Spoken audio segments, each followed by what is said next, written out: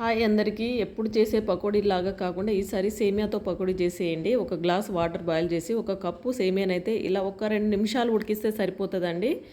దీన్ని ఏం చేయాలంటే వడగట్టేసుకొని వాటర్ అంతా వడగట్టేసిన తర్వాత ఒక బౌల్లో తీసేసుకొని ఇందులో అయితే 4 టేబుల్ స్పూన్ల శనగపిండి, 2 టేబుల్ స్పూన్ల బియ్యపిండి, ఆనియన్స్, పచ్చిమిర్చి, కొత్తిమీర, కరివేపాకు, వాము 1 టేబుల్ స్పూన్ అంతా వేసుకొని జీలకర్ర, అదేవిధంగా ధనియాల పొడి, కారము, ఉప్పు టేస్ట్ తగ్గట్టు వేసి కలిపేసుకోవాలి.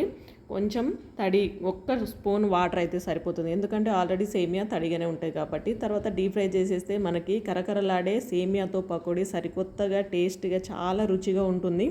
ఎప్పుడూ ఒకేలా కాకుండా ఆనియన్ పకోడీ చేసుకుంటాము, పాలకూరతోటి చేసుకుంటాం, కానీ ఈసారి సేమియాతో సరికొత్తగా ఇలా చేసి చూడండి, టేస్ట్ అయితే అదిరిపోతుంది. మీరు తప్పకుండా ట్రై చేయండి. నచ్చితే please like, share, subscribe to my channel. Thank you for watching.